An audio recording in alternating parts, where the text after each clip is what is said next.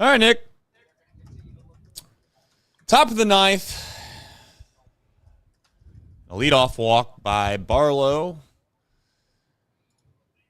with a 6-0 lead. Just what I'm sure Derek Johnson ordered. Is that 3 straight innings that they've walked the leadoff batter? That might be, yeah. I mean, Ashcraft was dancing around some fire. So, get centered up here.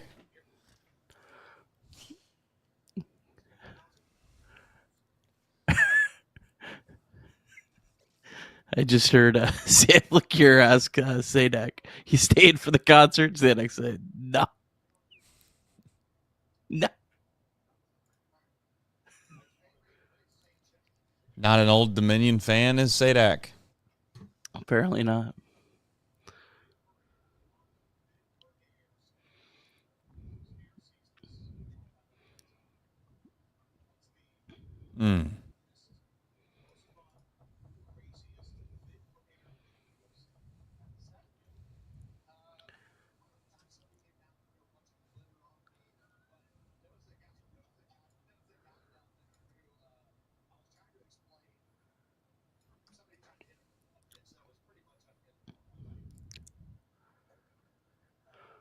Strikes. That's a strike. Yep. All right. Got one out. What do we think about Sam LeCure? I think it's unfair to judge LeCure. It's one. I mean, you get one rep. I know he's done it before a little bit, but it's hard to. I think it's hard to find a good rhythm when you're thrown in there like that. I mean, you've not really worked alongside Sadak a whole lot. I think LeCure in general probably tends on the side of talking more than he doesn't talk, but you could also say that that's the reason that many people don't like Larkin. So I don't know. It's a tough business. I don't know how many times I have to say it, but I think Chris Welsh and the Cowboy make it look easier than it is. Chris Welsh, I think, is probably the best, in my opinion, on TV. But I also think he's the best probably because he's been doing it the longest. And I think he's found a rhythm. He's found he kind of understood his ins and his outs, his role. It's hard to do that on your first time. I'm sure maybe I would have hated Chris Welsh his first month calling games too. I don't know. But yeah, I'm a guy who likes to listen to old baseball games. And I think if you watched a game that Chris Welsh was on 15 years ago, you'd be like, he's way better than he used to be, way more polished, right. Sounds way more professional. And like you said, he knows when to talk a lot better now than he did maybe back then. That Ramon Hernandez walk-off home run. Maybe bringing in Sam Mole. Bringing in Sam Mole. Well, with that break, I'm going to take a quick little break myself. I'll be right back. All right. What's up, chat? How we doing? I'll pull you up.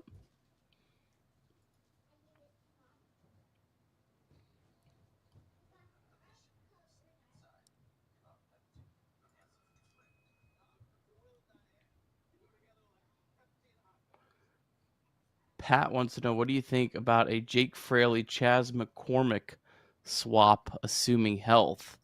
I actually was a McCormick guy. I think he was one of the guys I mentioned as a guy I might like for the Reds to consider trading for this offseason. He's an elite defensive player.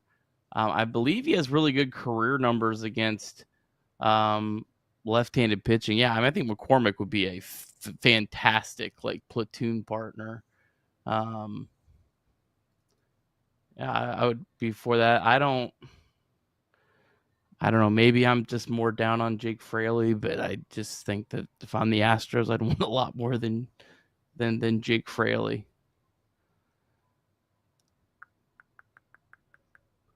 Has he been out all year? I don't know. He is on the IL. I mean, I don't really follow teams outside of the Reds or who the Reds play very often. He hasn't played since May 29th. Chas McCormick. Injury. Currently on a rehab assignment at AAA, so he should be back soon. So he's He's definitely an option. I don't know.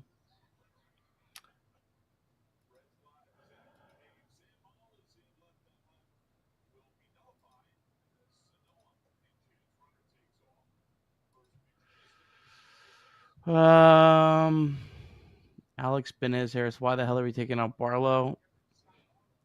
I don't know. Maybe just wanting to get Mold some work. I don't know. Someone asked about sweeping the Rockies. Look at that. 2 outs. I mean, that'll be a topic on the show for sure at the end. We'll save that.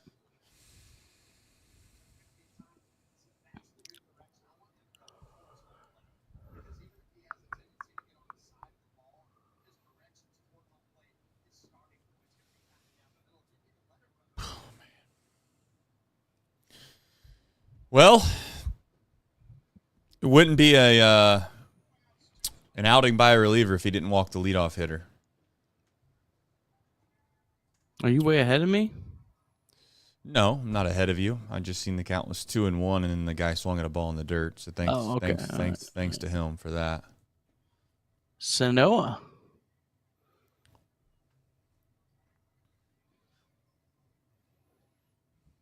The negotiation that's going on between my wife and my daughter right now, trying to get out of the basement, is hilarious. It's quite funny. Here soon, there's going to be like snacks going to be appearing at the bottom of the steps, I'm sure. My kids, I think, are all asleep, thankfully. They have to get up crazy. They have to get up crazy early, man. Their camp. Dang. Yeah. Are they going to band camp? No. Tell you what, you want to talk about a receding hairline. Look at your boy here. Shout out to Nick Lodolo. He's got it worse than me, though. Golly, he's got it tough.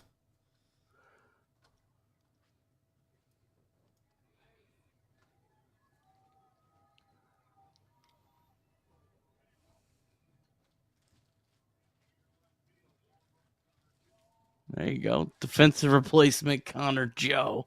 Nice. He catches that, I assume? Beautiful. Bang, bang, bang. Tell you what. It's one thing that this team does do that we have to give them credit for. They can get punched in the face with the best of them. But by God, they get right back up with the best of them, too. Let's talk about it.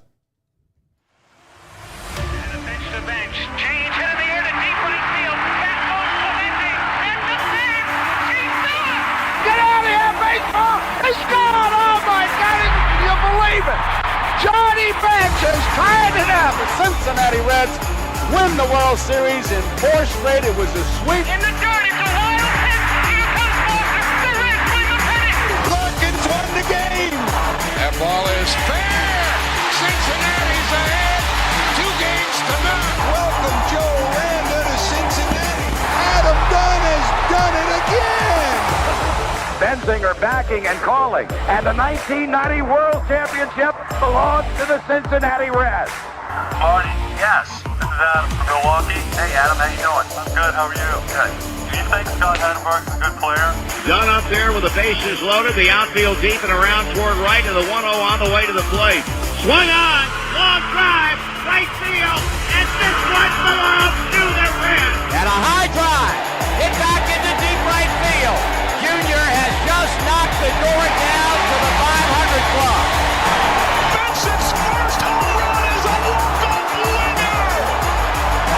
That ball had a family. And De La Cruz is, oh my goodness, look at this kid run.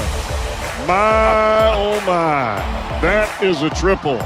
Matt McClain's first big league bomb. Spencer Steer's first big league hit is a home run to straightaway center field. Joey Votto's done it again. The pitch. Votto swings high in the air. Right field. Yes! He pointed to the dugout to say, I told you. That is Joey Votto's 315th career go-ahead ribby. as a Red.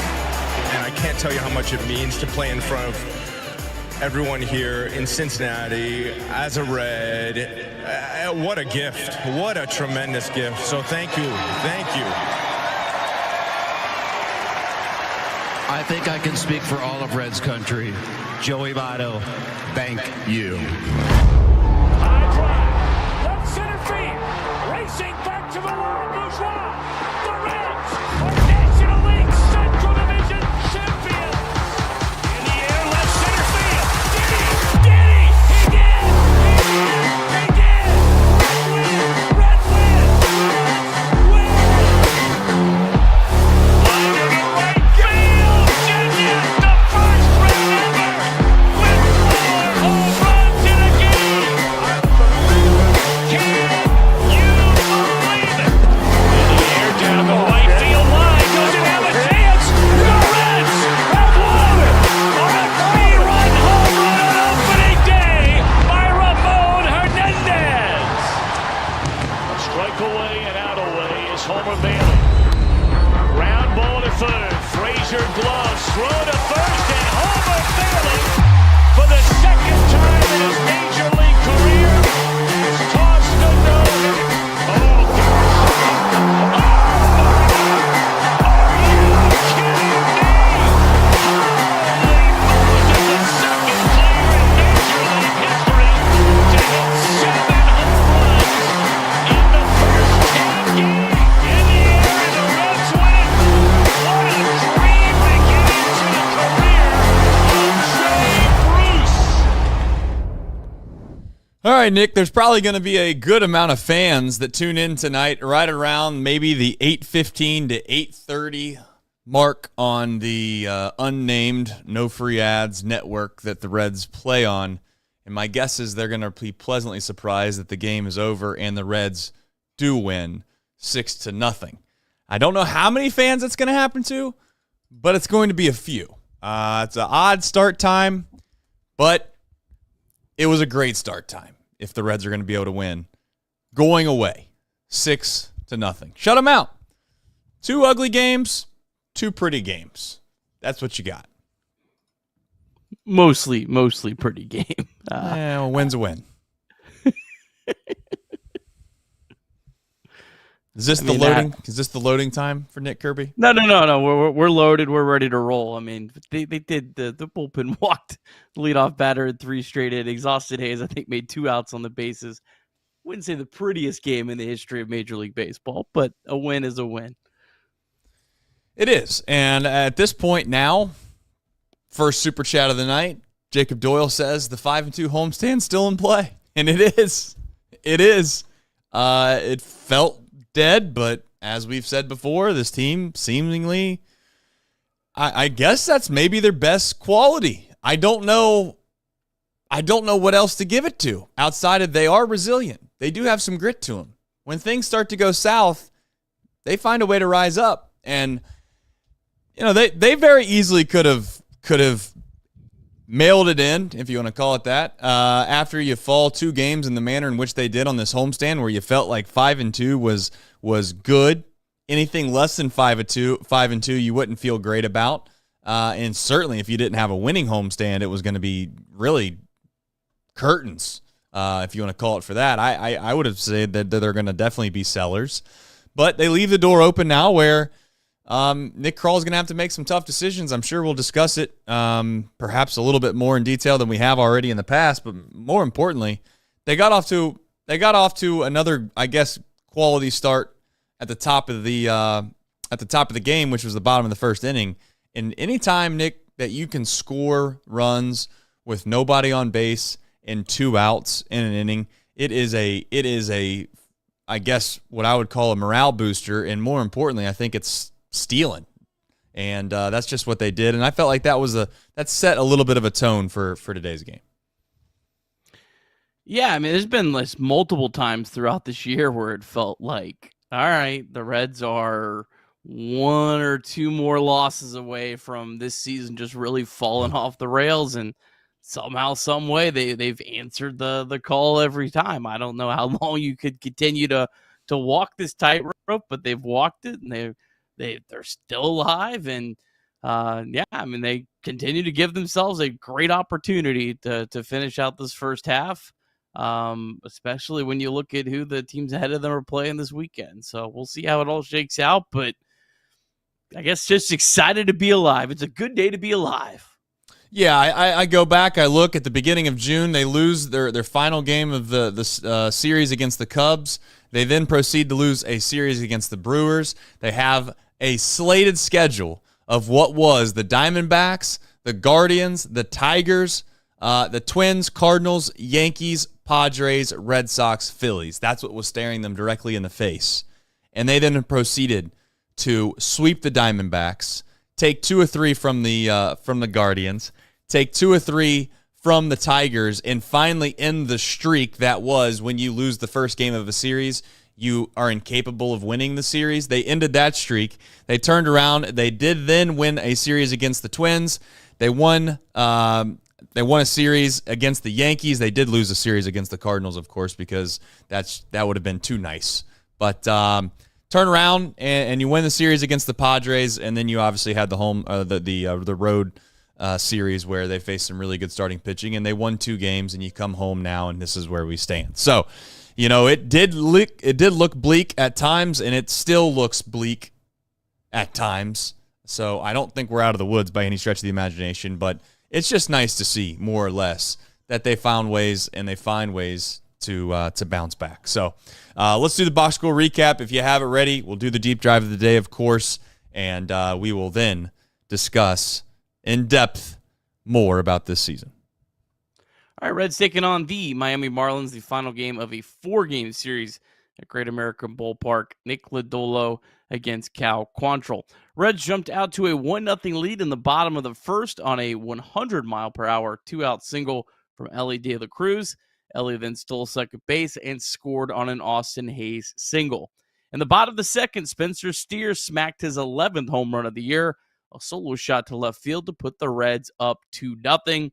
And then Nick Lodolo was absolutely dominant. 6 innings, 3 hits, no runs, no walks, 4 strikeouts for Lodolo, who lowered his season ERA to 3.38.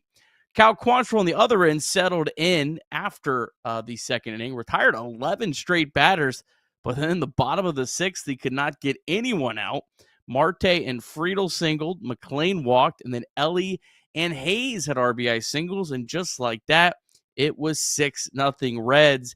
Graham Ashcraft and Tony Santillan pitched around walks, but put up a scoreless 7th and 8th inning. Scott Barlow walked the leadoff batter in the 9th to make it 3 straight innings with a leadoff walk, but Barlow got 2 outs. Sam Moe got the final out. Reds win 6-0. Reds now 48-46. And with the Giants off today, Reds pick up another half game. Reds now 3 games out of a playoff spot. Reds have picked up a game and a half in the last 24 hours. All right, we got a deep drive of the day off the bat of Spencer Steer. Laced 103 into the left field stands. 103, 395 feet, I should say. 27 degrees of the launch angle. 2-0 would be the score for your Cincinnati Reds. Win probability would jump roughly 10% to 73%. And as we all know, it would wind up being 100%. DSC, they are a leader in renewable commodities for biofuel production, specializing in used cooking oil collection, aggregation, and sales. Visit www.deepsouthcommodities.com for more information. Thanks you to John, his team.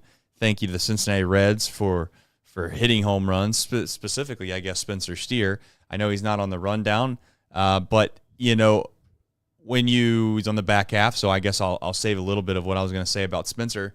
But I guess more or less, the truth of the matter is they played a team that gave them opportunities, and I think they took the opportunities and they ran with it.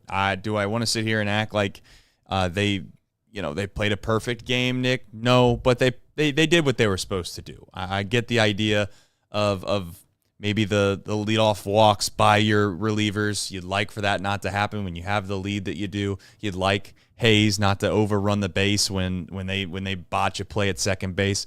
And I get it. The score was 6-0, so you kind of shrug it aside and act like it's not a big deal. But certainly, I think Hayes treats that differently maybe you shouldn't do this, but I think he treats it differently if it's a close game.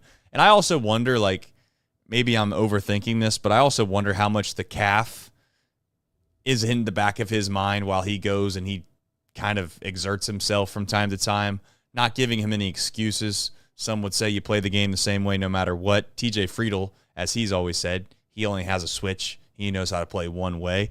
I would venture to say if you had some injuries, maybe that kind of showcases itself more times than not, that you don't play the game the same way at all times.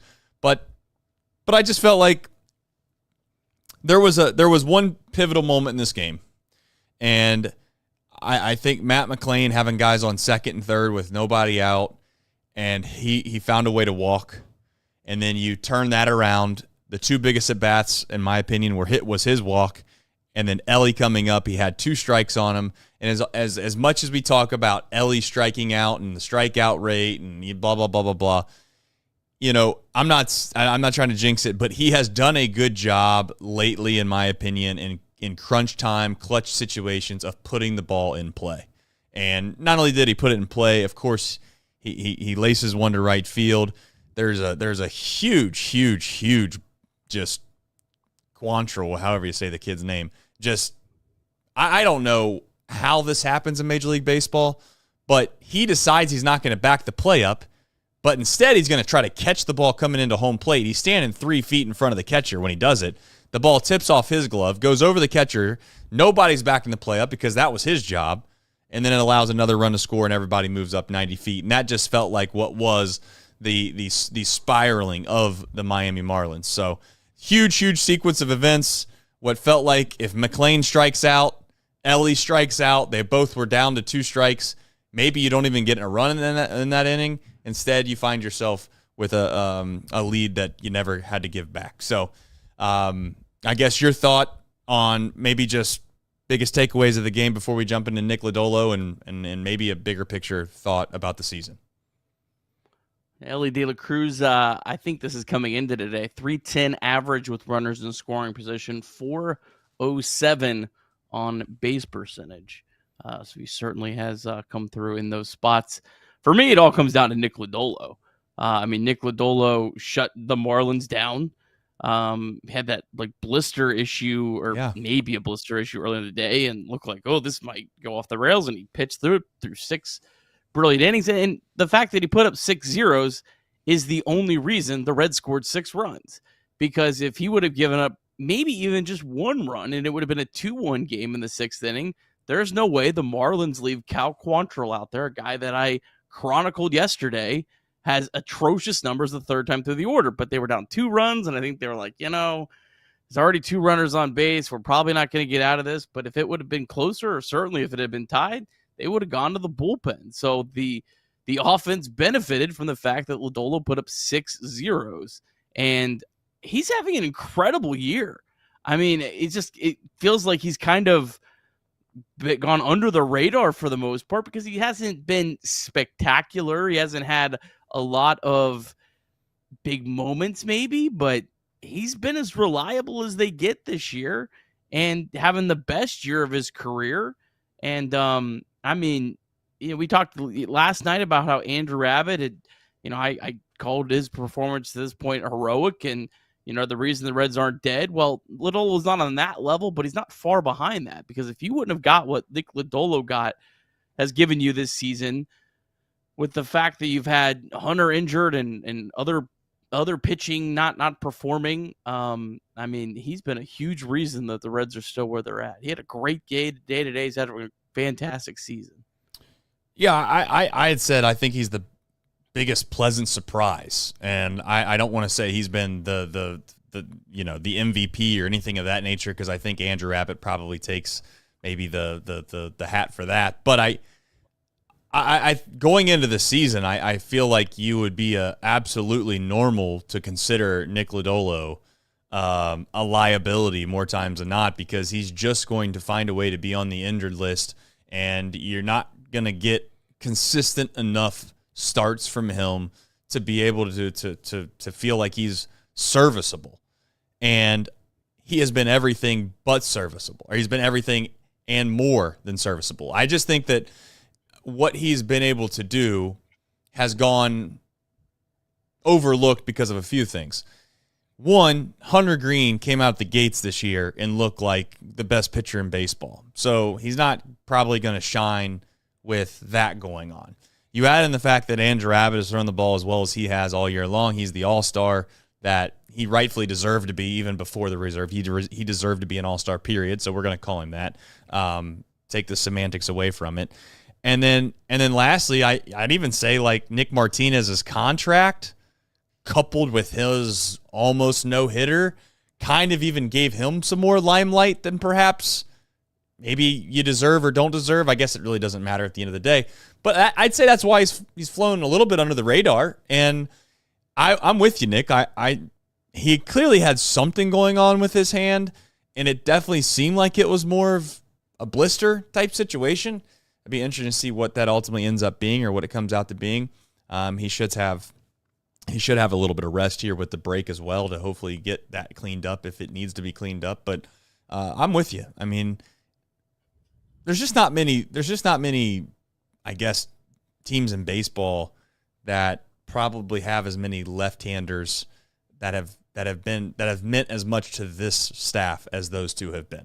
And Nick Lodolo stock is high right now, and I hope it stays that way and continues to stay that way. So, yeah, I hope it stays that way for a couple of reasons. Yeah, I didn't want to go there, and we're not going to because the Reds. This was a massive win, and I hope this propels them into what has to be.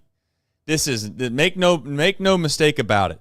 This has to be a cutthroat series. You cannot lackadaisically just think that the Rockies are going to come in here and they're going to play poorly and you're going to be able to win. I know this sounds crazy, but and I know it's 162 games. It's really hard. You need to treat this series like your playoff lives depend on it. Like it's the last 3 games of the season. You got to break after this, Nick. You got to break. So you empty the tank right here. You find a way to go all in for these 3 games, and you have to win the series. I get that we'd like to sweep 100%. As I've always said, Nick, I don't think it's realistic to ever ask for a sweep. But if there was ever a time that it was realistic to ask for a sweep, this is the team to do it. But I'm not going to overlook them, and I'm going to boldly state that they have a huge opportunity to do it. And if they can, that really changes the outlook as they come back from break. Yeah, I agree. I fluky things happen in baseball, so saying it's, like there's going to be people that are going to have the take like it's unacceptable if they don't sweep the Rockies. I don't agree with that. It's unacceptable if you don't balls to the wall for all 3 games, like you mentioned.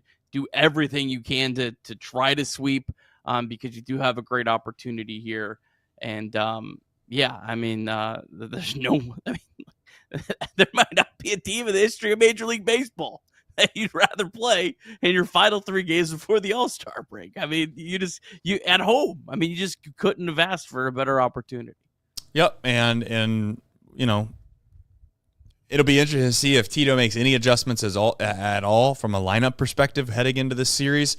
Noelvi Marte's kind of role will be very interesting. He continues to look good at the plate, yet in another blowout game, if you want to call it that, he decides to have a defensive replacement take care of Noelvi again. I guess at this point you might as well expect that going forward, but I don't know. I mean, it's very, very, very, very interesting, to say the least, in regards to what some of the roles are on this baseball team. And again, as I said before, and keep beating a dead horse on this show, but I would love just one time to give an opportunity for the core of this baseball team that is good offensively to stick and hit together. They always get mixed up a little bit. I know Lux is struggling. I don't know what you want to do from the righty-lefty matchups. So, maybe you stick Benson in there if you want to stick with the righty-lefty, and you want to give Lux an opportunity to move down the lineup. Or you just say, heck with it, we're going to have a couple right-handers hit in a row, and, Noelvi sneaks in there. Like I said, I give a lot of credit for Matt McLean to get the walk earlier in the game, but it'll be interesting to see if he moves off of that. And it's not the end of the world if he doesn't, but again, it's kind of perplexing at times. So any other final parting thoughts before we jump into some super chats? No? No, Was that a no? Sorry. You didn't see it. I guess I. Yeah, I looked over to the left and then I looked back my right, and you must have already given me the old no, the no signal. RD711 says, in this series, tie belongs to who? Now we're getting a little ahead of ourselves now, RD711. We're stretching that out maybe a little bit farther than you'd like, you know? It's kind of like your kids. You give them an inch, they try to take a mile. You might be trying to take a mile right now with a little bit of ATO BTTR series. But you know who it belongs to? It belongs to Cincinnati Reds. That's who it belongs to. Neil Harris says he's still high on 75, 76, and 90. I'll tell you who else is high, Neil, is the marketing department down there at the Great American Ballpark. Do you work down there at Great American Ballpark in the marketing department? Probably cooking up a Eric Davis bobblehead right now as we speak. If it's not Eric Davis, maybe it's Chris Sabo. If it's not Sabo, maybe it's Concepcion. If it's not Concepcion, maybe it's Bench. You know what I want? I just want one day we have a 2026 night. Hell, maybe a 2025 night. Remember the team that won the division, that won the pennant? Remember this team? That would be fun. All right. Anon76 says, I think we need a fireball run.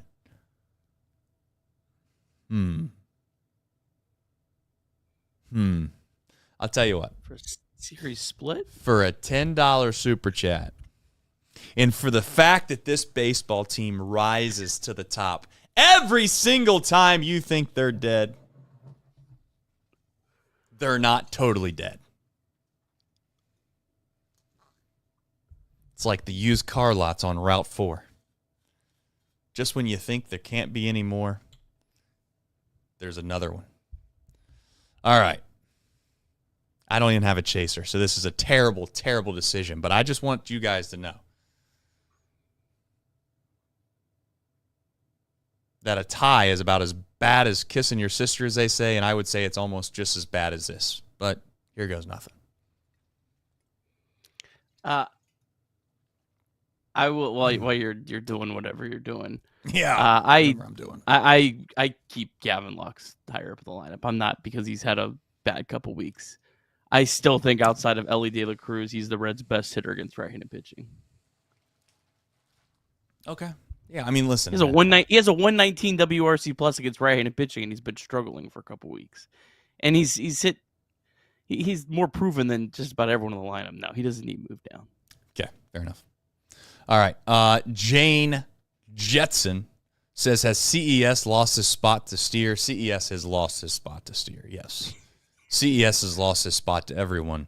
CES will not be playing anymore for the Cincinnati Reds for the foreseeable future, because my guess is that his opportunities have ran out for Tito. My guess is go ahead.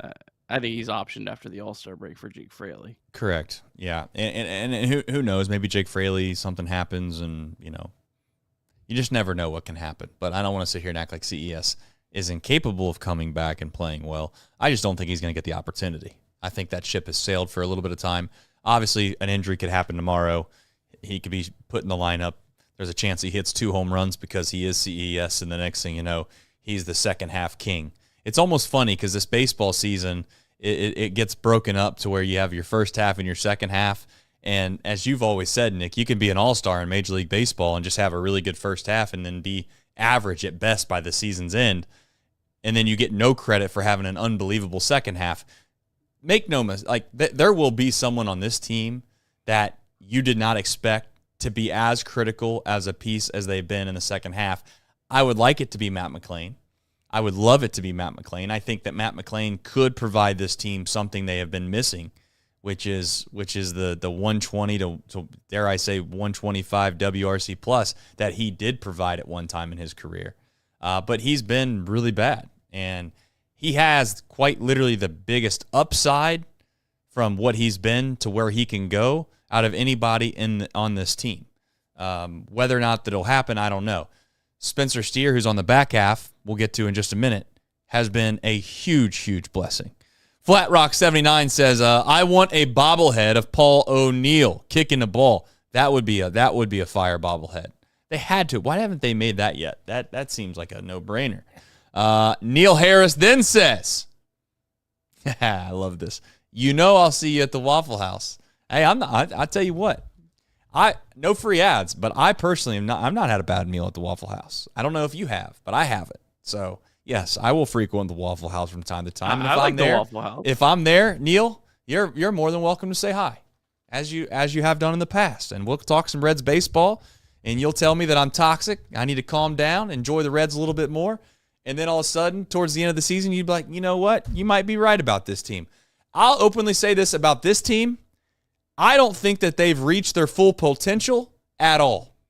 I will also say I don't know if they've reached the basement either, because it feels like we have treaded water over and over and over and over again this season. We have looked poor, and we found a way to bounce back just when it was damn near death time, and then they've played incredibly well, and then they found a way to stumble by losing basically 2 series in a row that you could argue they should have lost.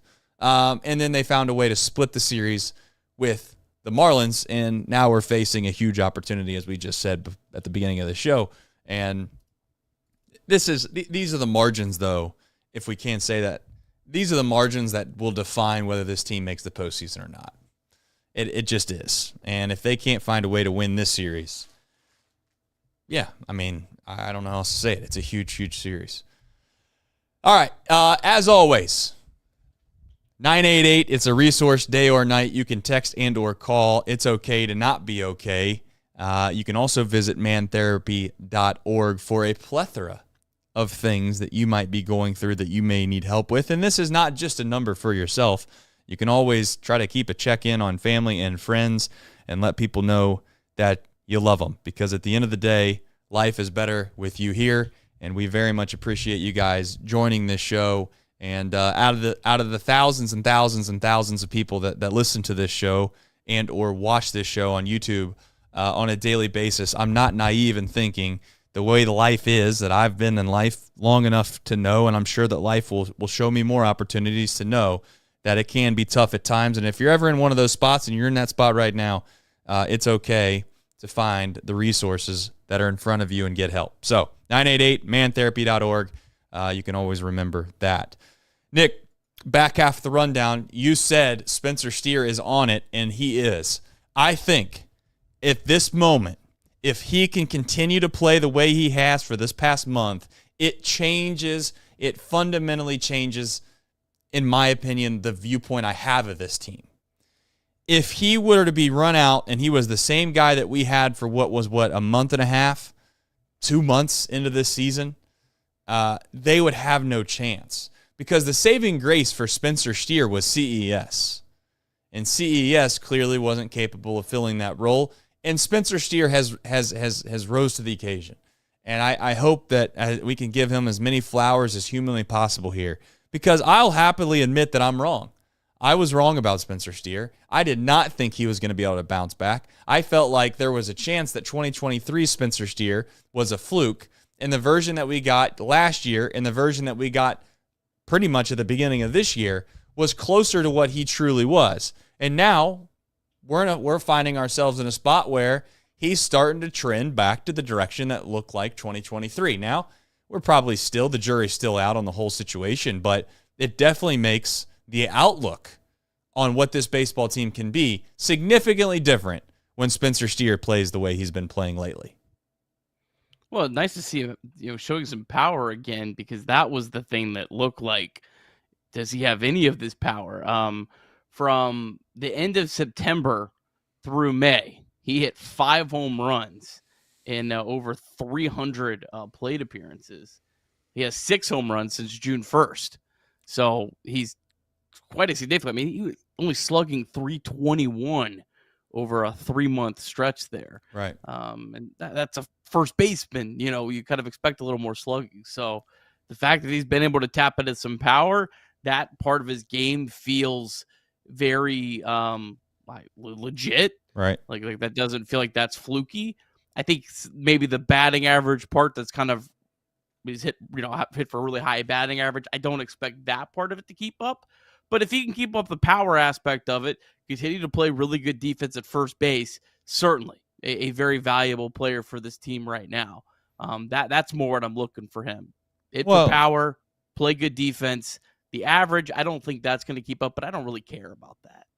I'd also say, and I think Mark brings it up in the chat, it's a good point. It's easy to sit here and give everybody else on this team excuses as to why they don't perform at the level you'd like them to do. We always give perhaps the Reese Hines and the Will Bensons credit from the standpoint that it's hard to be a good hitter if you don't get consistent opportunities. He might have been hurt. I mean, for all intents and purposes, he probably was hurt. And I guess that just goes back to what we were complaining about at the beginning of this year is why? What was the point of that?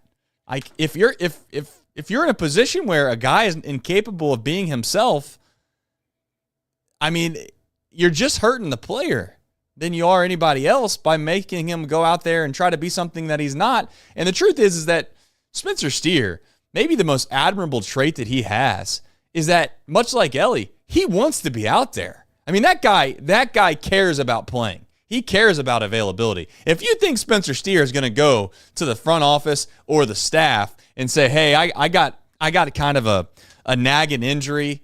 I'm going to probably need to go on, the IL for however long, whether it's 15 or 30 days to get this right before I can come back." I don't think, and I'm not saying it's good or bad because I see the good and bad in it. Spencer Steer's not doing that, man. He's going to grind through it, and he's going to play through it, and he doesn't give a damn if his arm's falling off, which it might have been. He's going to try to be the everyday guy that he wants to be. And I put that more on the front office and the coaching staff than I do of Spencer Steer if he truly was hurt at the beginning of this year, which I'm not. I mean, it's all obviously perspective now or a guessing game, but it clearly seems like he's hurt. It clearly seemed like he was hurt. I don't know how else to explain the difference from what we've seen in the first month and a half of baseball and what we've seen the last month and a half of baseball. It is quite the difference. Whoever Spencer Steer's agent is the biggest idiot in the history of baseball because he cost him a lot of money for not telling him take some time off in April. He's arbitration eligible for the first time next year. And right now, Spencer Steer has a 719 OPS, which is basically league average. I mean, if he just would have gone on the IL, his numbers would look really good right now. And he cost himself money by playing. So I guess I credit to him for playing through it. It didn't help anyone, but I don't. That whole thing was just nuts to me. And from everyone's perspective, it literally helped no one. And he cost himself money. Yeah, well, we'll see. I mean, I like I said, I give him credit for wanting to be there and wanting to play, especially when you look at the optics of what some other guys' kind of careers were led by. I can appreciate a guy that wants to be there and be on the active roster and contribute to the best they can. Elly De La Cruz, I guess at this point, talk about contributing the best you can. He looks at this point the most comfortable I've ever seen him at the plate. I'm not saying that he's not had unbelievable production in a certain period of his career that maybe outweighs what he's doing right now. But I just think that the takes that he has consistently, the ability to hit the ball backside like he has, what felt like the past month, putting the bat on the ball in critical situations where you really, really need to stay away from a strikeout has been excellent. And he has been clutch. You have it on the rundown. He has been clutch. He has found a way to get big hits when you need it the most, late in games, or even, to be frank, even in the middle of games. I think sometimes the whole clutch gene, the clutch factor thing, it gets a little overrated because you only pay attention to what happens in the 8th and 9th inning, Nick. But make no mistake, if you come up with the bases loaded against a tough pitcher with nobody out in the 2nd inning or the 3rd inning, whatever inning you want to pick, and you get a big hit, that is the most clutch situation that might be in the entire game, whether it's in the 2nd, 3rd, or in the 9th inning. And Elly has proven time and time again recently that he has risen to the occasion. Yeah. How about Elly De La Cruz hitting 280? Not a big batting average guy, but I don't think I saw Elly hitting 280 this year. And for those who maybe don't understand the context of 280 in today's game, MLB average is 245 these days. So Elly's hitting 35 points higher than league average, which really wasn't ever supposed to be his strength, right? His strength was hit for power, get on base a lot of with walks, kind of with speed, causing error and everything else. I don't think anyone saw him hitting for average. So for him to hit 280, that's really surprising. He's had a lot of like 2-hit games recently. I don't have him pull up right in front of me, but he's had a lot of games where he's 2 for 4, 2 for 5, whatever. Elly's just he's getting just. It feels like he's getting better every single day. His approach is getting better. His strikeouts are just continue to get lower. Right now, he's getting close to a level that is like where you kind of want him to be, because you don't want him to drop down too much further, because that would mean a significant drop in power. Most players that hit 30-plus home runs strike out a decent amount. I mean, Aaron Judge is, but I think Elly's striking out less than Aaron Judge is right now.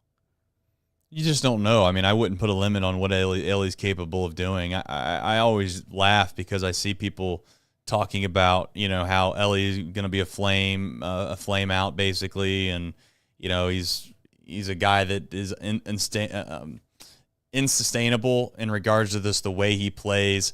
I laugh because it's like, you also might be witnessing greatness in its raw state right now.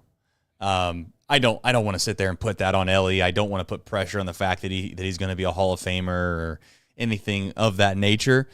But it wouldn't surprise me in 10 years you look back on Elly and you think, man, remember when everybody was talking about how, he just struck out too much. He was incapable of hitting from both sides of the plate. He wasn't a very good defender. I mean, these are things that real people that have brains were saying. I'm not saying he's out of the woods yet. He's a Sherlock, perennial all-star, 10-year all-star, or something like that. But I do think that you're starting to see the progression of what superstars look like. You're starting to see real development. You're starting to see a guy that's figuring it out as he continues to play. There is progression, and the question ultimately is what does that mean look like? Like what is his baseline going to be as a baseball player? I don't know what that is, because he continues to get better in every single area. The only area that he's regressed in, I guess, a little bit, Nick, would be defensively. But he still clearly has. But that's improved drastically over the last month. Yeah, but I'm saying, though, if you looked at what he was doing last season to where he's at now, currently, by year end, you're right. Maybe he gets himself back into the same type of threshold he was at last year defensively from all of the advanced analytics. But Elly clearly, I guess, from an optic standpoint, from an eye test standpoint, he passes the test defensively. I think that he struggled early on, and he's digging himself out of that hole right now, Nick. But it is very, very promising to see how well Elly has continued to hone his game. I guess I'll leave it at that. I see this in the chat, and I'm not to pick on Jim here, but Jim said 280 with 100 strikeouts. Elly De La Cruz is 39th in strikeout, highest strikeout rate in baseball, 24.9%. Here's players that are striking out at a higher rate than Elly De La Cruz. I'm going to read through them all here. I just want to make sure everyone understands the game of baseball today and Elly De La Cruz. Devers, Cal Raleigh, Shohei Ohtani, Aaron Judge, Dansby Swanson, Corbin Carroll, who else is on here? Christian Yelich, Willie Adames, Byron Buxton, Randy Arozarena,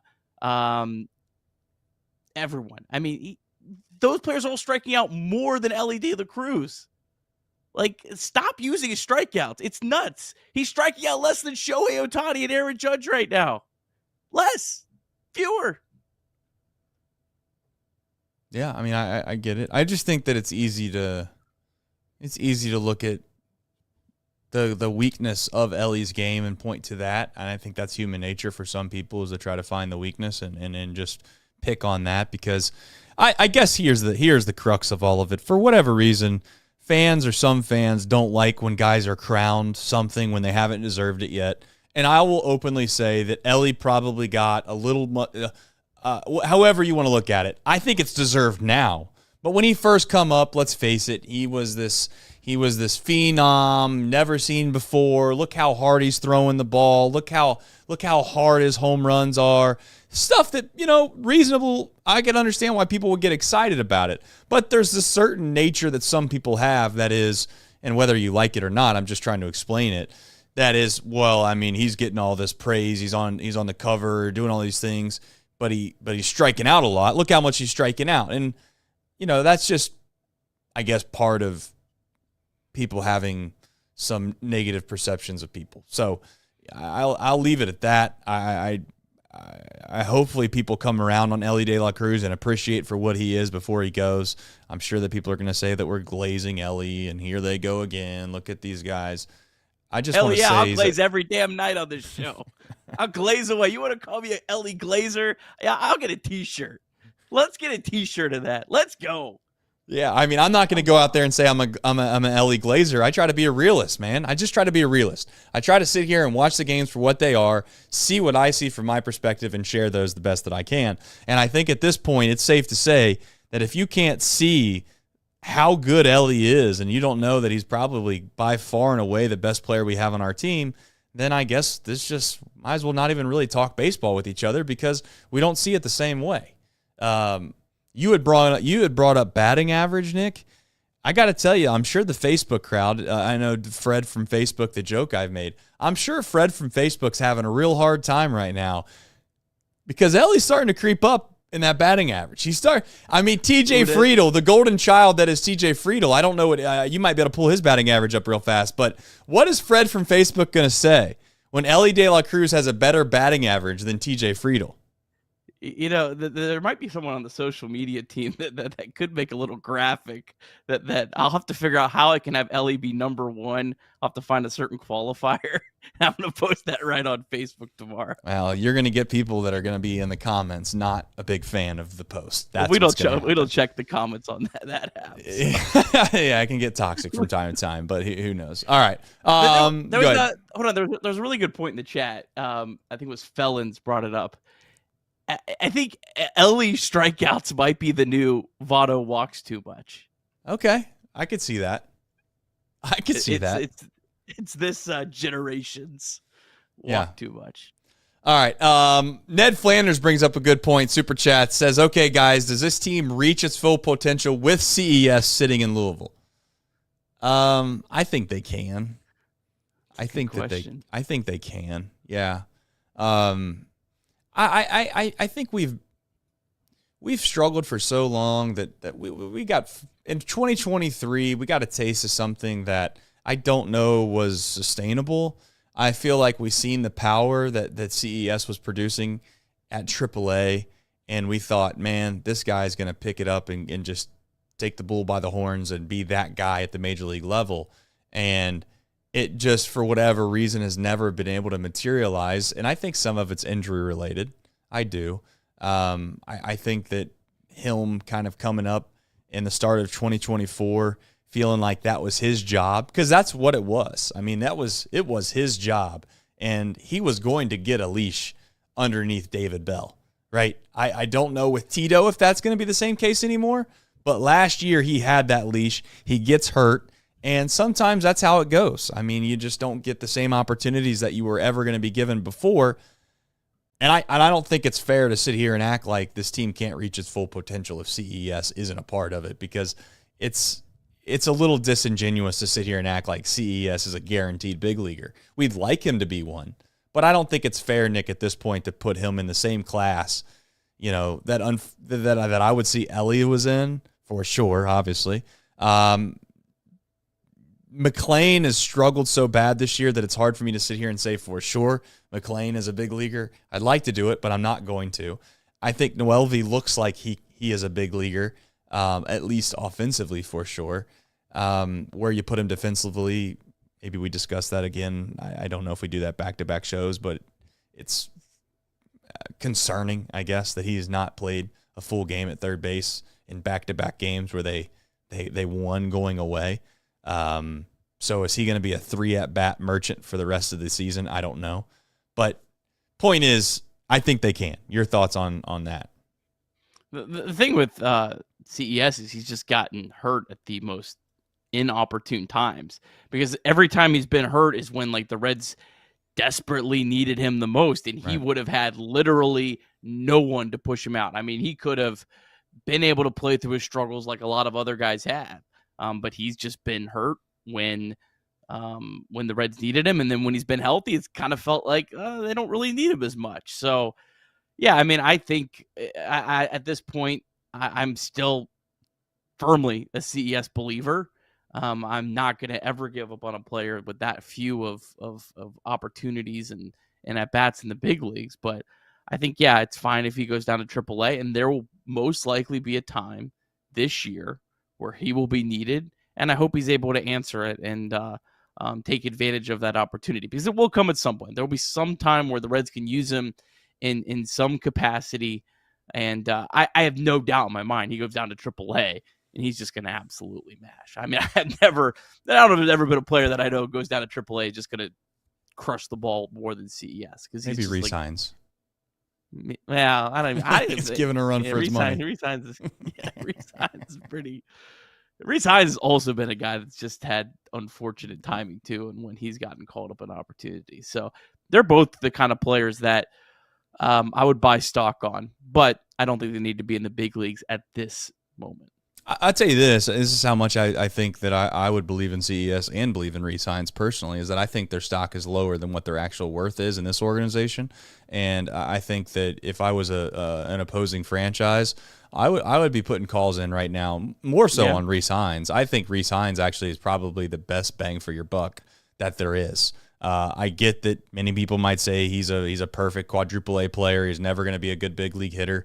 I venture to say, well, I don't think it's been fair to say that he's been given the appropriate time to figure it out. So if I was a general manager, you'd best believe I'd be picking up the phone and trying to find some solution to ship re-signs into my organization, especially if I felt like I was a team that was somewhat out of it, which is kind of odd because you're not supposed to be a buyer when you're a team that isn't trying to make the postseason.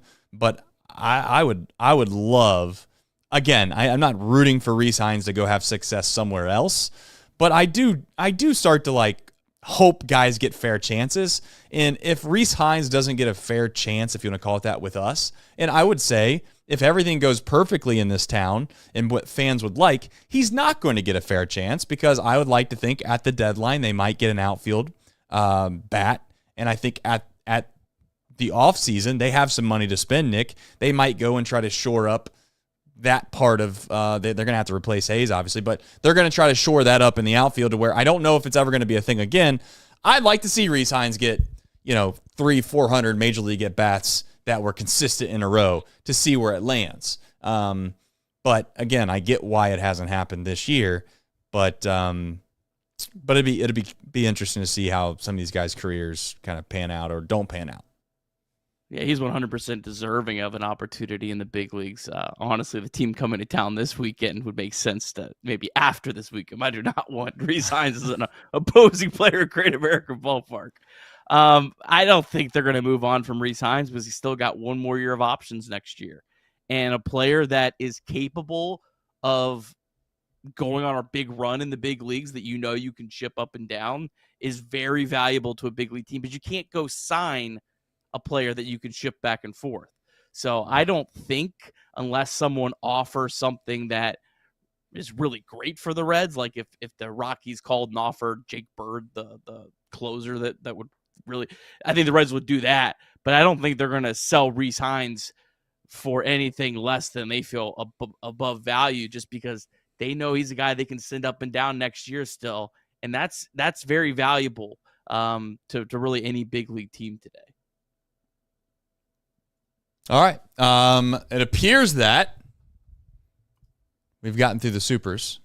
So any other kind of final parting thoughts on this series? Yeah. I got a question for you. So you said Matt McLain is a guy that you think will have a big second half. I mean, I think I'm pretty well with you. Could have a good second. Let's use the word could. Let's use the word could. Okay. I want one more from you, a guy that you think could be big in the second half, and I have two I'm going to give. So I'll let you ponder that. My two are Noelvi Marte. I think Noelvi Marte could absolutely go off in the second half. I think he's got all the potential. And the other guy is the guy that did it last year. You know who the Reds' best hitter in the second half was last season, Trace, and it wasn't even remotely close? Stevenson? Tyler Stevenson. I don't think we've seen the best of Tyler Stevenson. I think Tyler Stevenson could go on a big run. I haven't really seen anything that makes me think this year. I'm just basically basing off the fact he did it last year. That's fair. I tell you who I hope has an outstanding second half, and that's Nick Martinez. I'm a little concerned. Yeah. I'm not going to say that I'm going to be over. I'm not ringing any alarms, okay? But I need Martinez to be the guy that he was in the back end of last year for this team to kind of get to a good spot. And whether that ends up being in the bullpen, which I doubt it does based off of kind of the ins and outs of this starting rotation right now, but I need someone else to step up in the second half. And if it's not him, then it needs to be Singer. I need another starter to be maybe not as good as Andrew Abbott has been, and maybe not as good as Nick Lodolo has been, but I need them to be better. I need them to be better. And you can pick your poison. I don't really care who it is. That's the thing about me. I don't care who does what. I just want the Reds to win, okay? I don't pick favorites. I don't have a favorite player per se. I'm not trying to push a narrative that, although some might think that way, I just want the team that I like watching to win. In this, there are times where I have opinions on who I think will give this team the best chance to win. Whether it's Singer or Martinez, take your pick. Don't care. Either one of them need to be better. Hell, maybe they're both just a little bit better, and that adds up to being one person being great. I don't care. But I think that that's the most important thing. And to be very clear, what I said about McLean was, I don't know if he's going to have the biggest second half per se, but I definitely think he's the one that has the widest gap between what he's been and what he could be for us. I don't think that there's anyone else that has as high of a ceiling as he does, but has played at such a low floor, which is exciting because they've survived him playing very bad. And I say this as a Matt McLean stan, by the way. I say this as a guy that if you told me in 2023 which guy I would want to extend over all of them, I shamefully admit that I wouldn't have picked Elly De La Cruz. And clearly that's probably at this point the right call. I would have picked Matt McLean. He's a gamer, in my opinion. He was a grinder. He had unbelievable professional at-bats when he first came up here. He played unbelievable second base, and he's continued to play a good second base. But I don't know if people understand how bad he's been. And I'm not trying to kill Matt McLean. I think some people think this is like me being negative. I'm not trying to be negative. I'm trying to paint the reality of the situation, which is, if you look up, there's certain metrics on which players have contributed to their team in the least amount possible, and which players have contributed the most out of everyone in Major League Baseball. Matt McLean is on a list where he's quite literally the worst player in the league for the value that he's added to his team. That's how bad he's played. And I would just say, I don't think he's that bad. I don't. Now, I can't sit here and keep saying this over and over again, and then at the end of the year, he's batting in the 2-hole, and he's been just as bad, while also saying that Santiago Espinal is also not a good player. They're the same player, and they've been the same player. Now, as we've said before, I think there's reason to give one more opportunities than the next, but that has to get better. We need more production, especially if you're going to stick him at the 2-hole, and I'm not doing that song and dance tonight, but you've got to get more production out of the 2-hole at some point in this lineup for them to be a playoff team. Yeah, I'm with you. Reds MILB on a day like today when Old Dominion's taking the stage. My guess is it's not great because none of the games are final. Maybe they are. Who knows? But take it away. Reds MILB presented by Nick Kirby. We actually have 3 finals, believe it or not. AAA, they played a day game today. Louisville fell 6-4 to Columbus. Bats actually blew a 3-0 lead. Jake Fraley 0 for 4 with a walk. Fraley 0 hard hit balls. now hitting a .182, 250 on base percentage in his 3 games on his rehab assignment. Blake Dunn walked twice. Blake Dunn has now reached base in 31 consecutive games. Re-signs 0 for 4 with the walk, did steal a base. And how about Ryan Vlade? 2 for 4, hit his 9th AAA home run of the year. He's homered in back-to-back games, had 3 balls hit, 103 miles per hour plus. He's having a good year at AAA, 890 OPS. And Brian Van Bell, pitcher I'm really excited about. He struck out the first 4 batters of the game today, and he only allowed 1 base runner through the first 4 innings. Did give up a couple runs in the 5th, but he's pitched really well this year. 2.90 ERA in over 70 innings, 62 strikeouts, only 9 walks. I think we see him with the Reds at some point this season. The DSL Reds, they played 2 wild games today. The DSL Reds fell 9-8 to the DSL Royals Ventura in 11 innings, and the DSL Rojos fell 13-10 to the DSL Orioles Orange. But good days from some of the top prospects. Adolfo Sanchez, 2 for 5 with a triple and a walk. Now a .459 on base percentage for the Reds' top prospect down there. Jervin Moriallo had a great day as well, 3 for 5 with a walk. He has a .957 OPS. He was probably the biggest, the most impressive player last year. He's picked up right where he left off this season. And to have to mention, Hansel Jimenez stole 5 bases today, Trace. How about that? 5 bases. That's quite the day. He only has 11 on the year. So he had 6 coming in, stole 5 today. I don't know what was going on in that game. Who knows? Libertz Aponte also had a good day, 2 for 5 with a double. He was the top international signing this offseason. He's really picked it up in July, hitting .381. Some teams in action right now. The Chattanooga Lookouts, they're up 11-0 over Rocket City. There's a lot of good stuff going on in that one. Hector Rodriguez and Sal Stewart each have 2 hits. Ethan O'Donnell hit a home run, his 4th of the season. Dayton got postponed. Daytona, they're trailing 3-2. ACL Reds are just about to get underway. Of course, have all that on the Chatterbox Reds podcast in your podcast feed in the morning. That you will. I also want to say 261 people in here loyally watching. We very much appreciate you, and more on other platforms outside of YouTube. 97 likes. If you don't mind, hit the like button on the way out. Also, I know that you probably maybe have heard this on the podcast, but if you haven't already, local golfers, if you are a local golfer, Chatterbox, we're excited to announce our $100,000 2-person scramble. Aimed at the common golfer, no pros, no collegians, no ringers going to come in from outside of the area because it's just 60-mile radius between the qualifiers. Trips to Pinehurst, tee times at TPC Sawgrass are just a few of the closest to the pin prizes. So it's just $150 to enter. If you have interest, you can go to 513golf.com. Again, it's 513golf.com. If you have a golfer in your family or in your life, let them know about it. We're going to have a good time. Have some fun, and maybe you get lucky and hit one close to the pin and go on a crazy trip, or who knows, maybe you have the time of your life and you have a chance to win some life-changing money. So that said, like the stream again, and I'm going to try to be an athlete. Nick, final parting thoughts before we head off into the sunset. Massive series. A little who, what, when, where, and why. Yeah, Reds taking on the Colorado Rockies. Rockies are just 21-72. Just swept by the Red Sox. They've lost 6 straight series, have not won a series against a team above 500, which the Reds are all year. Reds 12-1 in their last 13 games against the Rockies. Friday, 7:10 start time. Chase Burns against Herman Marquez. Marquez 3-10 with a 5.84 ERA. Saturday is Brady Singer against TBD. It was supposed to be Kyle Freeland, but they have not announced a starter. It looks like they're not going with Freeland. So that could be a break. Probably was the most challenging pitcher for the Reds of the weekend.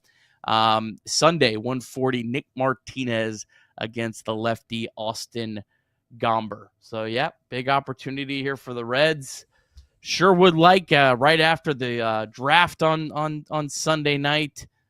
We come in, we have a fun show talking about a sweep, talking about who the Reds picked big first. Lucky. And can just really enjoy the All-Star break. And we're doing the show tomorrow. We're doing the show tomorrow. Yes, we are doing the show tomorrow, and then take the fellas take it away. Brothers on Saturday. Yep. The fellas take it away on Saturday and Sunday. We will obviously do the show at night with the draft Bryce as well. Spalding. And Bryce Spalding will be here as well. So to be clear, what I would like to say is I called the group's ticket office as well at down there today. Since it's the Dodgers, I'm guessing, and it also happens to be 3-2-1 night, it is very, very, very, very crowded already. I'm going to put out a poll really quickly because I need to have a little bit of an idea. And I guess my question would be like, vote if you have a general interest in coming. If you don't really care because you don't plan on coming at all or you live incredibly far away, then I'd understand. But I need to know one of two things. There is about 60 tickets left, and I'm willing to buy them and then have you guys just kind of buy them for face value back. 60 or 65 tickets left in the Champions Club, which is all you can eat. Now, here's the thing. We'd like for you guys all to come to Smoke Justice, obviously, and show your support there because of not only the support that they provided us for our show, we can hang out for a bit before the game in a little more of an intimate setting, meet and greet some people perhaps that you know in the chat, and then walk over to the game if you'd like because you can walk from Smoke Justice to the game. That'd be the ideal thing. Now, I also want to say that the club also comes with all-you-can-eat food. So there's you got a little bit of a value here, right? I'd like you to eat at the restaurant, but then also, you have all-you-can-eat food at the game as well. The ticket prices for that, I was told today, were $110 a ticket. So, a relatively pricey ticket. But you are watching the Los Angeles Dodgers in a club, and you do get a seat, to be very clear, in the club. There is an actual stadium seat outside that you get to sit in with the ticket for $110. The other thought I have is that we could just go in and have a section that we purchase a plethora amount of tickets to inside the actual ballpark, whether that be the moon deck or down the field box. I was told the field box has some seats, and the ticket price for that was roughly $45. So it's quite considerably different in price. We meet at the restaurant beforehand. We go over. It's also 3-2-1 night, so hot dogs are $1. I don't know how long the lines are, to be fair, on a night like that. But I want to see what you think in the chat. So I'm going to put in there quite simply: would you prefer the club seats or would you prefer the stadium seats? And I'll let that kind of marinate. In the meantime, Nick, any other kind of thoughts on your mind before we end the show and we let the people vote? No. Is Nick Martini still on the Rockies? This is I haven't done a whole lot of research on the Rockies. Just pulled up a couple notes here. Well, no, Nick Martini is not on the Rockies. I don't know. Is he on the IL? Did he get cut? They do have Kyle Farmer. Kyle Farmer's not been playing, though. Kyle Farmer. It's always interesting when you have like these obscure Reds, and he's not as obscure as some others for sure, but it's always interesting how long these guys can continue to have careers after you think that they're probably they got like maybe 1 or 2 years left in the league. Tucker Barnhart comes to mind. I mean, I remember basically when the Reds said, we don't think Tucker Barnhart's probably good enough to be on our big league club anymore. We're going to kind of let him go and see where he's able to get. And then all of a sudden, he bounced around, man. He found a way to stick it out for a while. I think he went to the Tigers for a bit. Then at some point, he wound up on the Cubs, if I remember right. And then obviously he signed back with the Reds. So Martini got DFA'd. He is in the athletics organization, so it could be a little wins Martini time at some point this year. That sounds like a winning formula to me. I mean, that's what you're looking for. Oh man. Yeah, I'm trying to marinate. Let the chat get a little bit more time. If you haven't already, please vote. Gonna go ahead and try to end that poll probably here in the next minute or two. Deja vu, the 29th, July 29th. That is right. I should have said that probably. July 29th, they are playing the Los Angeles Dodgers. We are going to do a pregame show at Smoke Justice beforehand, and then our goal is to walk over to the stadium afterwards. We also are going to do some live watch-alongs as well at Smoke Justice. I don't know if Nick's going to be able to make those, to be fair. So if you're looking to meet myself and Nick in one place at the same exact time, no better time than July 29th, Dodger Series. And if you don't mind, just let me know in the chat here on the poll of what you'd rather have. Looks like, despite the fact that we might go and hang out at Smoke Justice beforehand, appears that the club seats are still the winner. They have great bourbon at Smoke Justice. Get a little bourbon, a little appetizer, then go over. And that's fair. Yeah, a little appetizer and some bourbon, and go over. Enjoy yourself. Yeah. Got a lot of big ritzy folks up here in the chat. They don't want to be schmucking around with the old Public Joes down there and down the field baseline, like me. Moon deck. What's your favorite spot in that stadium? Do you have one? It's hard to know. You've not been there enough. Which is odd because the Reds run your life, but you've been in the ballpark 10 times. Yeah, well, I've only really sat in the scout seats the last 5 times I've been. Tough time that is.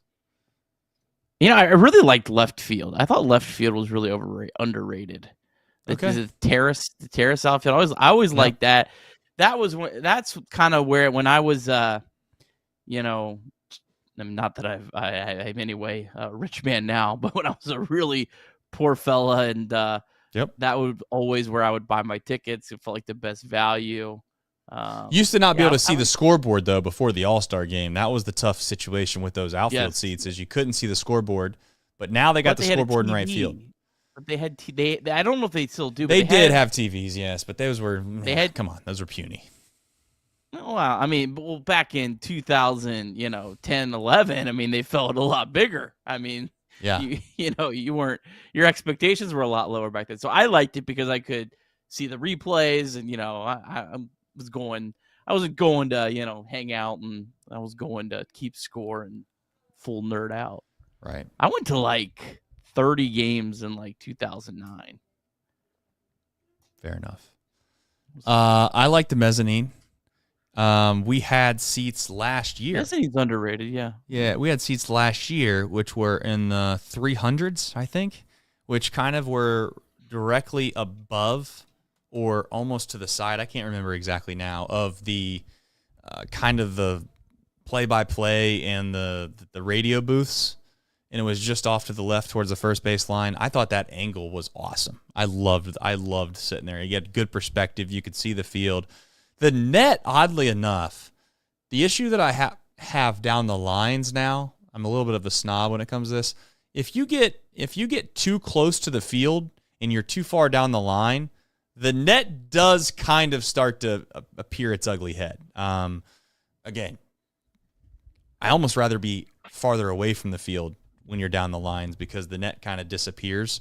But if you get too close to that net and you're trying to look down the baselines, I'm telling you, it's a little bothersome. Not a huge fan of it. But I am pro net, by the way. I think the nets all the way down the lines is the appropriate thing to do. The mezzanine, I think I've only sat there once or twice. My perception was when I went to sit there, it was not going to be much different than the view levels. It can't be that much better. It is significantly better. That was my biggest surprise. This is a way better seat than the view level. I would even say, as I've gotten older too, I actually like the view. I like being up top sometimes too. I know that people think that's like the nosebleeds or whatever. The nosebleeds look good sometimes, man. It's enjoyable up there. It really is. People think I'm crazy for saying that. I like it up there sometimes. I also was at Busch Stadium. I hate to admit it, but that's a really, really cool ballpark. I just love the aesthetics of it all, and it's just kind of got a little bit of an old-time feel. Concourse, what a nightmare. What a disaster that concourse is. But I think I told this story before, but I had seats in some pretty decent seats. I was 5 rows off the field, and for whatever reason, I had purchased them from an app before game time, oddly enough, and purchased them on a different app. And there was some glitch in the app that it wasn't working properly, but I knew I purchased them. So I told my wife, I was like, we already bought these tickets. We know that this is the seat. I bought cheap tickets just to get in, if that makes sense. So I got in the ballpark with different tickets, but I knew I had bought the other tickets. So I was like, let's go. This damn usher, Mr. Usher guy, You know, he's like, I need to see your tickets. I'm like, well, here's the thing. I try to explain it to him. I'm like, those 5 seats right there, that no one's going to sit in those all game because I bought those seats. I was like, I guarantee I bought them. Nope. That dude sent me all the way back up to the nosebleeds. And I got up to the nosebleeds and I thought, you know what? This is the way that God wanted it, because I think I love these seats. My daughter could run around at the time, or my maybe it was my son. I don't even remember how long ago it was, but had some space to myself. Oddly enough, there was a walk-off home run. You might remember it, Nick, because you're a psycho. But the Reds were winning, and I was actually being a complete and utter kid show, butthead. I was laughing every time the Reds would score a run because it was just they were in a playoff race. They were in a playoff race in St. Louis. They were in a playoff race. There was Cardinal fans all around me, and I was obviously the Reds fan. And the Reds just were hitting doubles, and I was like, I was like, this sucks, man. We are terrible. I was like, we're terrible. Sure enough, the Reds blew it, gave up a walk-off home run, and they were all making fun of me, and I was like, oh, shit. I kind of deserved it, but yeah. A little bit of a horror story of that in Cleveland this year. Had got great seats, like semi behind home plate, but it was the day game. It was like right in the sun, and like the kids, it was too much. It was too hot. Right. So I tried to like move back into a bunch of shaded seats that were no one was sitting there, and the ushers wouldn't let us sit in the seats. I was like, I want lesser seats. No one's sitting there, and I was so mad. I don't think I've ever been more mad at a baseball game. Like, I try to get my kids out of the sun. Yeah, they don't care. They didn't care. No. They don't care. All right, we got our final poll here. 66% said club seats. 33 said premium stadium seats. So I'll tell you, $110. We will put it on there. I will purchase a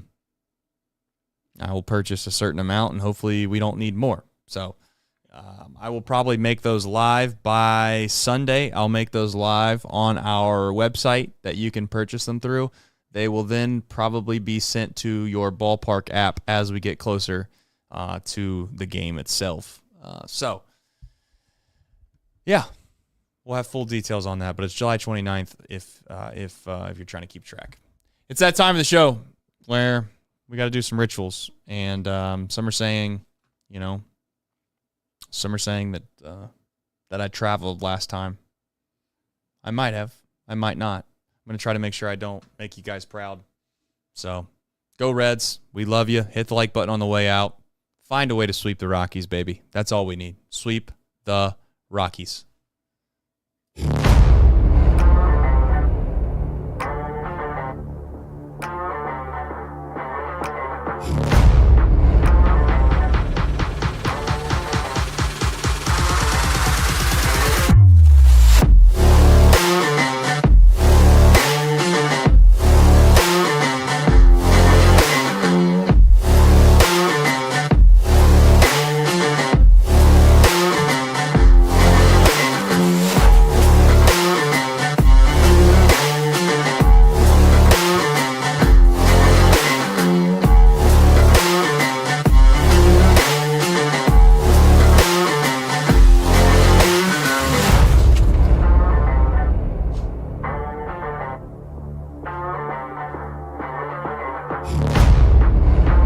Athlete!